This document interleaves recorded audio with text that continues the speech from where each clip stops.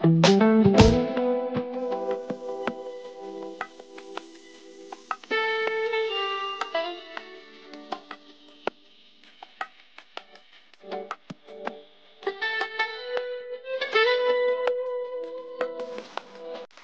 सर्वांना, आजचा व्लॉग आहे तो 31चा आहे आणि माझ्याकडून तुम्हाला इंग्रजी नवीन वर्षाच्या खूप खूप शुभेच्छा।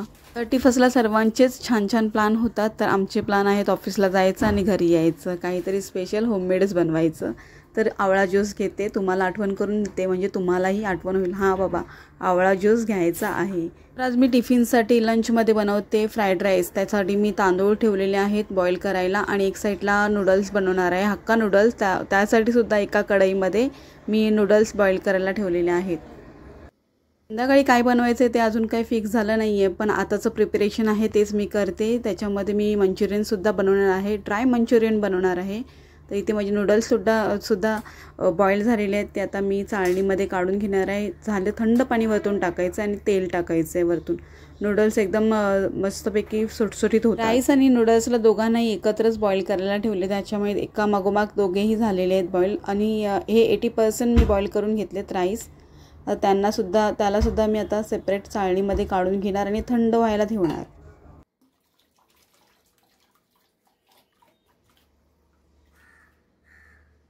नूडल्स असो या कोणताही राईस किंवा चायनीजचा कोणताही प्रकार असो, बनवायला खूप इझी आहे, पण ना हे कटिंग आहे ना, भाज्यांचं कटिंग खूप डोक्याला ताप करतं। त्याच्यामुळे मी सगळं चॉपरमध्येच कट करणार आहे, पटापट होऊन जाईल। ह्या भाज्यांमध्ये आवडीनुसार आपण भाज्या घ्यायच्या, तर मी 3 कलरच्या शिमला मिरची घेतलेल्या आहे, एक गाजर घेतलेला आहे आणि कांदा आणि कोबी घेतला आहे। त्याचबरोबर ना माझा मेन हिरो आहे कांद्याची पात, तो मला भेटलाच नाही।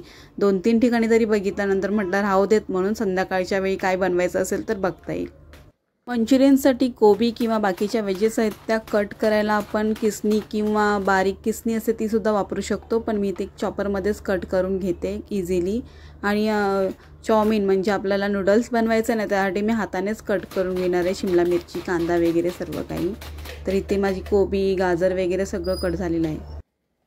चायनीज राईस किंवा चायनीज नूडल्स आहेत ना, ते मी घरीच बनवते। फक्त थोड्या बॅचमध्ये आपण म्हणजे भाज्यांमध्ये मिक्स करून घ्यायचे सॉसेस टाकून, म्हणजे जसं चायनीजच्या गाडीमध्ये कसं थोडं करून ती लोकं एकदम उडवत वगैरे नाही, पण तसं कढईमध्ये मी थोडं घेऊन करते, म्हणजे सगळे मसाले ना प्रॉपरली लागतात। तिन्ही कलरच्या शिमला मिरची आहेत त्या सहसा मी घेत नाही, पण 2 दिवसापूर्वी मी पिझ्झा बनवलेला, त्याच्यामुळे मी आणलेल्या होत्या आणि बेबीकॉर्नसुद्धा होता। मग म्हटलं वापरून टाकूया ह्याच्यामध्ये आहेत तर, आणि त्या रेड आणि येलो आहे त्या कॉस्टलीसुद्धा आहेत खूप, नाहीतर मी ग्रीनवाला शिमला मिरचीमध्येच बनवते। सगळ्या भाज्या आहेत ना त्या कटरमध्ये अगदी बारीक कटिंग झालेल्या आहेत, त्यामुळे माझं खूप काम इझी झालेलं आहे। आता मी कॉटनच्या कपड्यामध्ये ना त्यातलं एक्स्ट्रा जो पाणी आहे ते काढून घेणार, त्याच्यामुळे ना आपण जे मंचुरियन बनवणार ना तेव्हा ते लटपटे नाही होणार, म्हणजे वाकडे तिकडे होणार नाही, एकदम शेपमध्ये होणार, गोल आकार। म्हणजे पाणी जास्त नसतं ना त्याच्यामध्ये, पाणी आपण ऑलरेडी काढतो। आणि हे पाणी आहे ना ते आपण फेकूनसुद्धा नाही द्यायचं, त्याचं ना ते कॉर्नफ्लॉरची स्लरी बनवतो ना त्याच्यासाठी यूज करायचे, पण घाई गडबडीमध्ये माझ्याकडून राहून गेलं आणि ते तसंच एक साईडला राहिलं आणि नॉर्मल पाणी घेतलं कॉर्नफ्लॉरचं बनवताना स्लरी। तर हे बघा एवढं सारं पाणी निघालेलं आहे, त्याच्यामुळे ना मंचुरियन आतून कच्चे राहतात आणि आकार पण बरोबर येत नाही, त्याच्यामुळे ही तर महत्त्वाची टिप आहे। बाहेरील कोणतेही चाऊमिन असोत किंवा मंचुरियन नूडल्स वगैरे असोत, सॉसेस कोणते आणि किती यूज करतात आपल्याला एवढी आयडिया नसते, पण मी घरामध्ये बनवताना सॉसेसचा वापर खूप कमी करते। सॉसेसमध्ये मी घेतलेले आहे red chilli, green chilli, ketchup घेतलेला आहे, शेजवान सॉस आणि वरतून कट केलेली लसूणसुद्धा घेतलेली आहे। तर यामध्ये ना मी चवीनुसार मीठ घेतलेलं आहे, कारण की सॉसेसमध्ये ऑलरेडी मिठाचं प्रमाण असतं, त्याच्यामुळे मीठ थोडं कमीच घेतलेलं आहे। 1 वाटी कॉर्नफ्लॉवर घेतले, तर 4 चमचे मी मैदा घेतलेला आहे। हवं असल्यास ब्लॅक पेपर पण वरतून टाकू शकतो आपण, मी फक्त चवीनुसार मीठच टाकलेलं आहे। आणि आता हे ना हाताने व्यवस्थितपणे मळून घ्यायचं आहे, विदाऊट पाणी ॲड करता, पाण्याचा बिलकुलही वापर नाही करायचा आहे। आणि हाताला पण ऊब असते, त्याच्यामुळे हे ना एकदम व्यवस्थितपणे नरम होतात। हे बघा किती पाण्याचा बिलकुलही वापर नाही केला, ऑलरेडी पाणी होतं भाज्यांमध्ये, ते सुद्धा मी काढून घेतलेलं आहे। आणि आता याचे पाहिजे तसे मी गोळे करणार आहे, पण स्टार्टिंगला जरा माझे मोठेच गोळे झाले, नंतरला मी थोडी साईज छोटी केली, तर असे एकदम इझिली गोळेसुद्धा होतात आणि पटकन तळूनसुद्धा घ्यायचे, जास्तही वेळ ठेवायचं नाही। पटकन झालं ना पीठ रेडी की लगेच तळायला घ्यायचं। एक साईडला मी कढईमध्ये तेल गरम करतच ठेवलं होतं। कढईमध्ये मंचुरियन टाकलं लगेच हलवायचं सुद्धा नाही, थोड्या वेळाने म्हणजे 1 सेकंद नंतर हलवायचं. मग व्यवस्थित ते चिटकत सुद्धा नाही खालती आणि प्रॉपर पूर्ण बॉल्सला कलर येईपर्यंत सर्व बाजूनी व्यवस्थितपणे फ्राय करून घ्यायचं. आणि हे सर्व ना बारीक गॅसवरतीच फ्राय करायचे, आतून सुद्धा व्यवस्थितपणे शिजले जातात ते. तरी बघा इथे माझे फ्रायसुद्धा झालेले एक बॅच, आता बाकीचे मी तळून घेणार. तर इथे माझे एवढे तरी मंचुरियन फ्राय झालेले आहेत आणि एकदम क्रिस्पी झालेले आहेत. आता त्यांना त्याच कढईमधलं मी थोडंसं तेल काढलेलं आहे साईडला वेगळ्या कढईमध्ये आणि आता फोडणी देऊन घेणार. त्याच्यासाठी मी लसूण बारीक बारीक कट केलेली घेतलेली आहे, कांदा आहे आणि 3 प्रकारची शिमला मिरची. चायनीजचा कोणताही पदार्थ बनवताना हाय फ्लेमवरतीच आपल्याला भाज्या सगळ्या शिजवून घ्यायच्या आहेत, म्हणजे जास्त ओव्हर कुक करायचे नाहीत, अर्ध्या कच्च्याच ठेवायच्या आहेत. तर मी वरतून कोबीसुद्धा टाकलेला आहे आणि काळी मिरीची पावडर अर्धा चमचा टाकलेली आहे आणि थोडे सॉसेस टाकले. त्याच्यामध्ये डार्क सॉस आहे आणि थोडासा केचप आहे. पाहिलंच मी सॉसेसचा वापर किती कमी केलेला आहे. आता हे सर्व टाकल्यानंतर परत एकदा फ्राय करून घ्यायचं आहे. आणि आता आपल्याला कॉर्नफ्लॉवरची जी स्लरी बनवलेली आहे ना, हे बघा हे मी नॉर्मल पाणी घेतलेलं आणि ते पाणी साईडलाच राहिलं.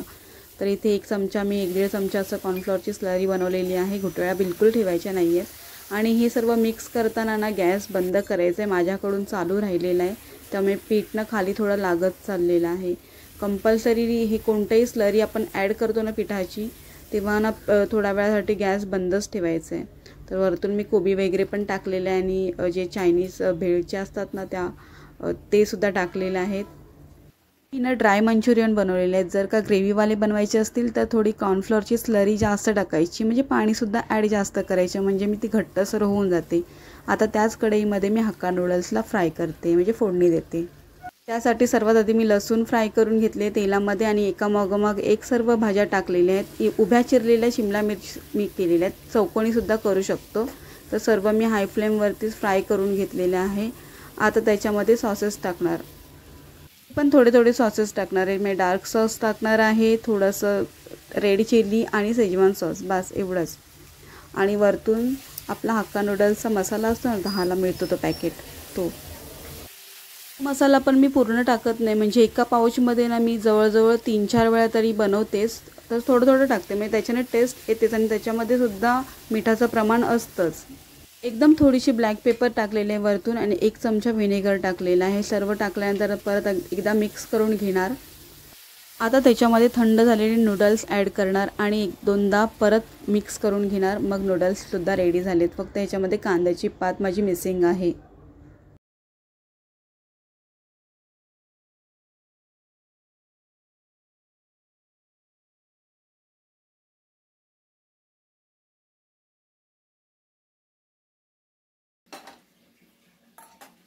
आता मी दुसरी कढई चढवलेली आहे गॅसवरती आणि इथे मी फ्राईड राईस बनवते. त्यासाठी सेम प्रोसिजर आहे सगळ्या चायनीज रेसिपीजची. तर मी लसूण टाकलेली आहे, शिमला मिरची कट केली तीसुद्धा टाकलेली आहे आणि हे सर्व हाय फ्लेमवरतीच मी करते. त्या भाज्यांना शिजायला जास्त वेळ लागतो, त्या सर्वात आधी टाकायच्या, त्याच्यानंतर कोबी आणि कांदा वगैरे टाकून घ्यायचा असतो. तर इथे मी जास्त फ्राय करत बसली नाही, कारण की तेवढा वेळ पण नव्हता माझ्याकडे, त्याच्यामुळे मी हे मागोमाग सगळं टाकून घेतलं. काळी मिरी पावडर टाकले वरतून आणि इथून आता ह्याच्यामध्ये ना राईसमध्ये फक्त मी डार्क सॉस टाकणार आहे. ह्या राईसला मी दुसरा कोणताही सॉस टाकला नाही आहे, फक्त डार्कच टाकलेला आहे. त्याच्याने टेस्ट आणि कलर खूप छान येतो. आणि पाहिलात किती कमी मीठ टाकलेलं आहे, कारण की ऑलरेडी आपल्या सॉसमध्ये मीठ असतंच. ॲक्च्युली मी बेबीकॉर्न टाकायची विसरलेली, स्टार्टिंगलाच टाकायचे होते, पण हरकत नाही, नंतर टाकले मी. आणि ते अर्धे कच्चे पक्के राहिले तरी चालून जातं. राईस पण एकदम थंड आणि एकदम फुलून आलेला आहे, तोसुद्धा मी ॲड केला. आणि ह्यातले नूडल्स आणि राईस मी थोडे ठेवलेले आहेत, कारण की भरपूरच जास्त झालेले त्याच्यामुळे. आणि ते मंचुरियन आणि फ्राईड राईस, हक्का नूडल्स सगळं रेडी आहे. सोबतच फ्रूटसुद्धा दिलेले आहेत आणि ह्यांचा टिफिन रेडी झालेला आहे. मी सुद्धा तेच घेतलेले आणि स्वरला सुट्टी आहे आज, तर त्यालासुद्धा तेच आहे. चायनीज रेसिपी खूप सर्वात इझी आहेत माझ्या मते तरी. फक्त भाज्या कटिंग करणारं कोणतरी असोत बस, बाकी सगळे पदार्थ जे पण फटाफट होऊन जातात. आणि मला ते बनवायलासुद्धा खूप इंटरेस्ट येतो. तर टिफिन वगैरे सगळं पॅक झालेलं आहे आजचा आणि मी निघाले माझ्या ऑफिसला, कारण की आम्हाला सुट्टी नाही आहे.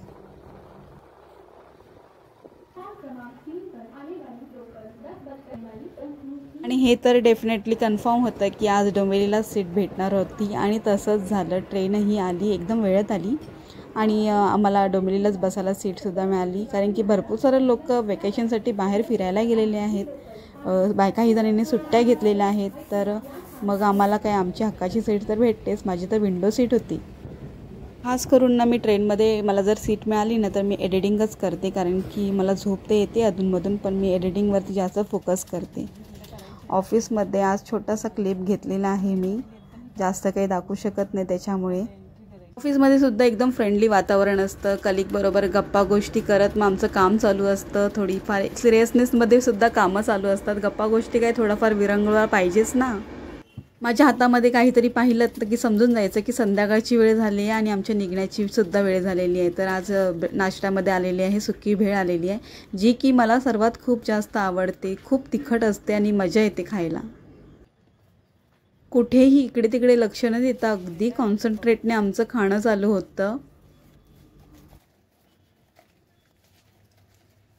सुट्टी झाल्यानंतर कधी एकदाचं पटापट ट्रेन पकडून घरी जातो आहे तेच बघत असतो. तर बघा इथे ब्रिजवरती सुद्धा फारशी गर्दी नाही आहे, म्हणजे एकदम खाली आहे ब्रिज, म्हणजे लोक बाहेर गेलेले आहेत फिरायला, सुट्टीवरती आहेत. 31चा अर्थ हाच तर असतो, पण आमच्यासाठी ऑफिस आणि घर. तर प्लॅटफॉर्मलाच पहा, मेल तर उभी आहे आणि एक सरप्राईजसुद्धा आहे. तसं तर आमची संध्याकाळची ट्रेन एकच असते, सहसा थोडीशी मागे पुढे होते फक्त. माझी ट्रेनसुद्धा आली आणि मला ट्रेनमध्ये सीटसुद्धा मिळाली. पहा किती गर्दी कमी आहे, त्याच्यामुळे मला संध्याकाळची सीट भेटली. नाही तर संध्याकाळची सहसा सीट भेटतच नाही. आता इथे खाली उतरल्यानंतर सुद्धा आमची अगेन गाडी मागोमागच होती आणि आमचं डिस्कशन चालू होतं की आज संध्याकाळी काय करायचं, जेवणासाठी काय स्पेशल बनवायचं. सकाळीचं चायनीज झालं तर संध्याकाळचं काय.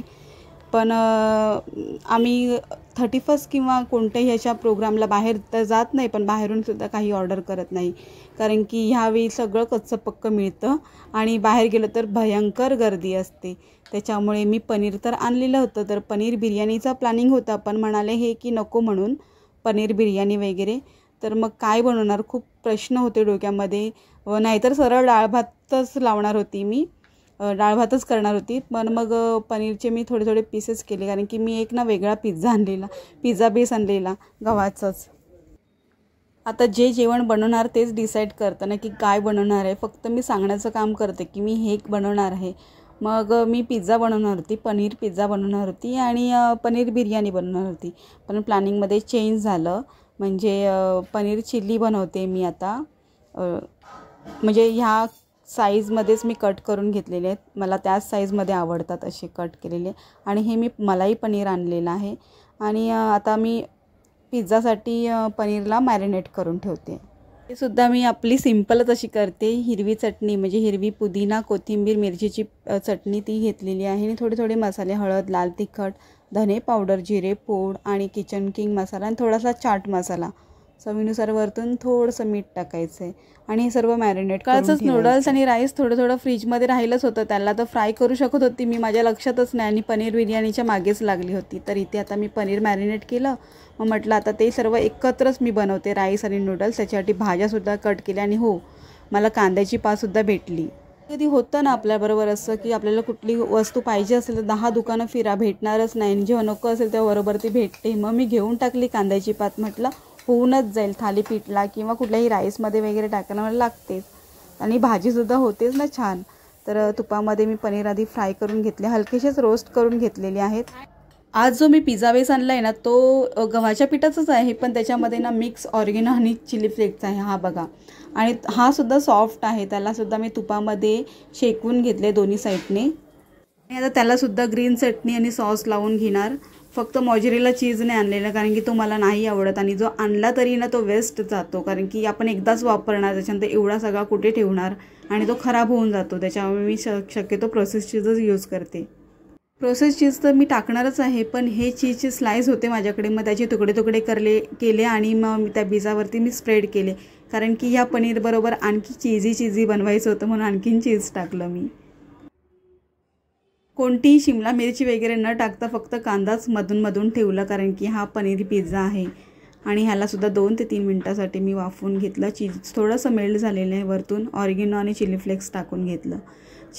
शिमला मिरची वगैरे नाही टाकली कारण की ऑलरेडी बाकीच्या ह्याच्यामध्ये सगळ्याकडेच शिमला मिरची सकाळपासून खातोच आहे, म्हणून मग आता मी स्किप केली. पिझ्झा रेडी झाला आहे माझा. आणि इथे मी राईसला आणि नूडल्सला एकत्रच दोन्हीसुद्धा बनवून घेणार आहे. 31च्या जेवणामध्ये काय स्पेशल केलं तर मी पनीर चिल्ली स्पेशल केली. त्याचा एक शॉर्ट व्हिडिओ मी टाकलेला आहे दोन्हीला, म्हणजे माझ्या इन्स्टाला आणि यूट्यूबला दोघांकडे टाकलेला आहे. तर एक छोटा 1 मिनटाचा क्लिप होता, तो मी इथेसुद्धा ॲड केला. मी कशाप्रकारे केला तो स्किप व्हायला नको तुमच्याकडूनसुद्धा, म्हणून असं आम्ही होममेड फूडमध्ये घरच्या घरी सेलिब्रेट केला आमचा 31. मला तर केकसुद्धा बनवायचा होता किंवा ब्राउनी वगैरे बनवायची होती. मला येते सर्व आणि माझ्याकडे केकचं सर्व सामानसुद्धा आहे, पण वेळ नाही, त्याच्यामुळे मी हे सर्व स्किप केलं आणि हे जे इन्स्टंट होणार आहे तेच बनवलं. नेहमीच जेवण छान होतं, पण आजचं जेवण जे चायनीज आयटम सकाळपासून संध्याकाळपर्यंत बनवलेलं ते एकदम कमाल झालेलं. आय होप तुम्हाला आजचा व्हिडिओ आवडला असेल. आवडला असल्यास लाईक करा, जास्तीत जास्त लाईक करा, छान छान कमेंट्स करा आणि नवीन असाल तर सबस्क्राईब करा. भेटूया आपण अशाच नवीन व्हिडिओसोबत. तोपर्यंत सर्वांना बाय, टेक केअर.